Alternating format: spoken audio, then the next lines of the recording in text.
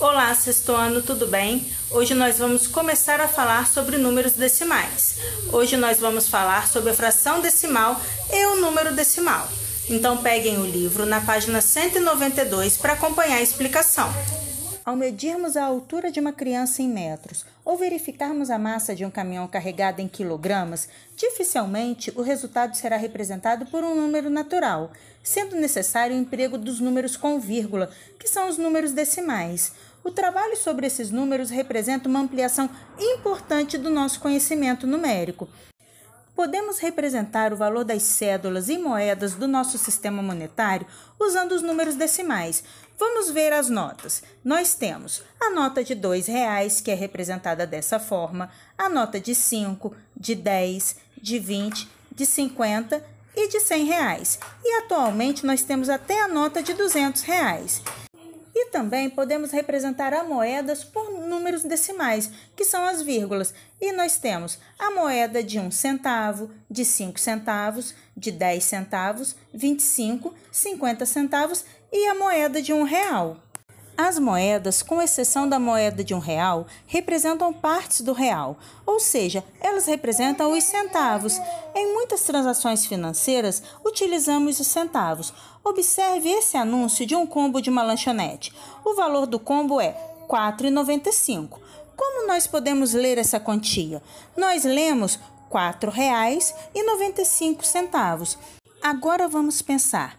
Qual seria o troco se esse combo fosse pago com uma cédula de R$10? O troco seria R$ 5,05. Vamos falar um pouquinho sobre as frações decimais. As frações decimais são aquelas frações cujos denominadores são 10, 100, 1000, 10.000 e etc. Então, toda fração decimal é aquela que tem no denominador o número na base 10. Aí pode ser 10, 100, 1000, 10.000 e assim em diante. Nós temos aqui 4 exemplos de frações decimais. Nós temos 3 décimos, 4 centésimos, 19 milésimos e 48 décimos milésimos. Utilizando o material dourado, nós também podemos representar as frações decimais. O cubo representa a unidade, 1. Já a placa representa 1/10 da unidade, 1/10. A barra representa 1/100 da unidade, 1/100. E o cubinho representa 1/1000 da unidade, 1/1000. Vamos ver agora essas representações.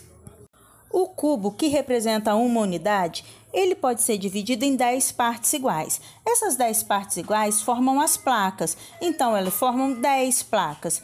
Então, uma plaquinha vai ser 1/10 da unidade, que é igual a 0,1. Nessa outra parte, nós temos a unidade dividida em 100 partes iguais. Essas 100 partes vai formar a barra, então ela forma 100 barras. Então, 100 barras vai ser 1/100 da unidade, que vai ser igual a 0,01. E neste outro exemplo, nós temos a unidade dividida em 1000 partes iguais. Essas 1000 partes iguais formam o cubinho, então ela forma 1000 cubinhos. Vai ser 1/1000 da unidade, que vai ser igual a 0,001. Para compreender como isso ocorre, observe o algarismo 8 destacado nos números abaixo e vamos ver o seu valor posicional. No primeiro número, nós temos o 8 e o seu valor posicional é 80.000. Então, ele é 8 vezes 10.000. Já no segundo número, o valor posicional dele é 8.000. Então, nós temos 8 vezes 1.000. No terceiro, o valor posicional é 800, 8 vezes 100. No quarto, o valor posicional 80, 8 vezes 10. E no quinto e último número, o valor posicional do 8 é 8. Então, vai ser 8 vezes 1. Agora, vamos observar o algarismo 8 em 4 números. Ele ocupa posições diferentes em cada número, deslocando-se uma ordem para a direita. Além disso, observe a relação entre o número escrito na forma de fração decimal e o número decimal. O primeiro número é 218,349. Nós lemos esse número, 218 inteiros, 349 milésimos. Repare que o número 8 está na parte inteira, então ele representa 8 unidades. Por isso que nós temos 8 cubos. Então, vai ser 8 vezes 1, 8 unidades. Já no segundo número, nós temos 213,849. Então, nós temos 213 inteiros, 849 milésimos. Reparem que o 8 ele é o primeiro número depois da vírgula, então ele está na casa dos décimos. Então, ele representa 8 décimos, que é igual a 0,1. Então, vai ser 8 vezes 0,1, que é igual a 0,8, ou 8 décimos. Já o terceiro número, nós temos 213,489. Nós temos 213 inteiros, 489 milésimos. Reparem que agora o 8 está na segunda casa depois da vírgula. Então, ele está na casa dos centésimos. Então, ele representa 8 centésimos, que é 0,01. Então, nós vamos ter 8 vezes 0,01, que é igual a 0,08, ou 8 centésimos. E o último número nós temos 213,498, que nós falamos 213 inteiros, 498 milésimos. Reparem que o 8 está na terceira casa depois da vírgula. Ele está na casa dos milésimos. Então, nós temos 8 milésimos, que nós representamos 0,001. Então, nós teremos 8 vezes 0,001, que vai dar 0,008, ou 8 milésimos. Para transformar uma fração decimal em um número na forma decimal, podemos proceder da seguinte maneira. Nós efetuamos a divisão do numerador pelo denominador e obtemos, então, o número decimal. Reparem que nós temos 7 décimos. Para escrevermos o número na forma decimal, vamos analisar essa fração. Nós temos o denominador 10. O denominador 10 significa que nós teremos uma casa apenas depois da vírgula. Então, nós vamos colocar o número 7. E aí, como nós vamos ter uma casa só depois da vírgula, vamos deixar só o 7 depois da vírgula. E então, nós acrescentamos com o 0. Então, nós teremos 0,7. Já nesse outro exemplo, nós temos 27 décimos. Reparem que também nós temos o 10 no denominador. Então, nós teremos só uma casa depois da vírgula. Então, vamos escrever o número 27. E vamos deixar apenas um número depois da vírgula, só o número 7. Então, vai ficar 2,7. Já nesse outro exemplo, nós temos 2 centésimos.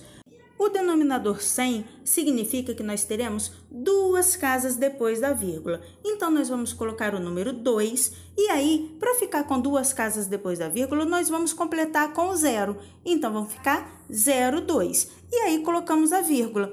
Então, nós completamos com o 0 antes da vírgula, vai ficar 0,02. Nesse outro exemplo, nós temos 37 centésimos. O 100, duas casas depois da vírgula. Então, nós vamos colocar o número 37. E colocamos a vírgula. Contamos os dois números para colocar a vírgula vai ficar na frente do 3. Completamos com o 0. Então, vai ficar 0,37. Já neste outro exemplo, vai ser 491 centésimos.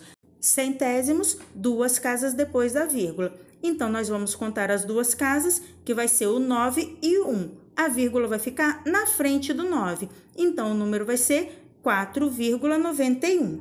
Já nesse outro exemplo, 945 milésimos. Milésimos significa que nós vamos ter 3 casas depois da vírgula. Então, colocamos o número 945, contamos as 3 casas, a vírgula vai ficar na frente do 9. Então, completamos com 0, vai ficar 0,945. Uma dica importante: o número de zeros no denominador determina para a gente quantas casas terão depois da vírgula. Então, o 10, 0, vai ter uma casa depois da vírgula, décimos. 2 zeros, o 100, vai ter duas casas depois da vírgula, centésimos. E 3 zeros, o 1000, vai ter 3 casas depois da vírgula, milésimos. E como fica a escrita do número na forma decimal? Vamos ver alguns exemplos. No primeiro, nós temos 7 sobre 10. Então, nós lemos 7 décimos. No segundo exemplo, nós temos 27 sobre 10. Nós vimos que na forma decimal ele fica 2,7. O 2, como está antes da vírgula, nós lemos 2 inteiros e 7 décimos, que é a parte decimal. Já nesse outro exemplo, nós temos 2 sobre 100, então vai ser 2 centésimos.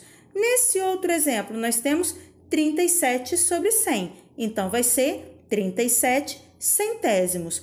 Neste outro, nós temos 491 centésimos. Na forma decimal, ele fica 4,91.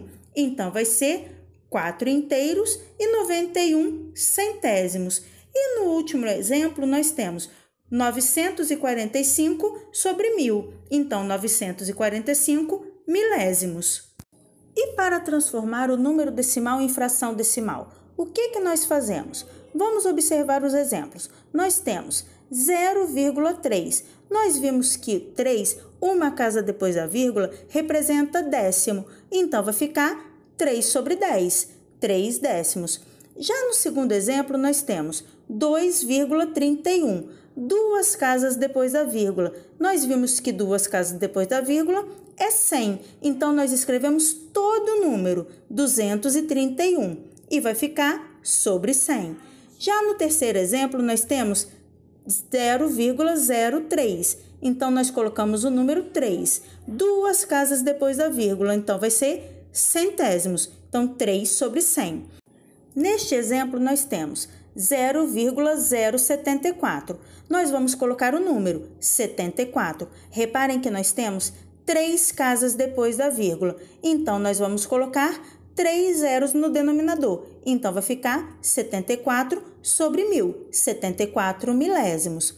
Neste outro exemplo, nós temos 4,801. Nós vamos colocar todo o número, 4.801. Temos 3 números depois da vírgula, então o denominador vai ter 3 zeros, vai ser 1000. Então, 4.801 sobre 1000, 4.801 milésimos. Já no último exemplo, nós temos 29,07. Colocamos todo o número no numerador. Então, vai ficar 2.907. Duas casas depois da vírgula, então, nós completamos com 100. Então, vai ser 2.907 centésimos. Agora, vocês farão os exercícios do livro da página 195 a 197. Beijos!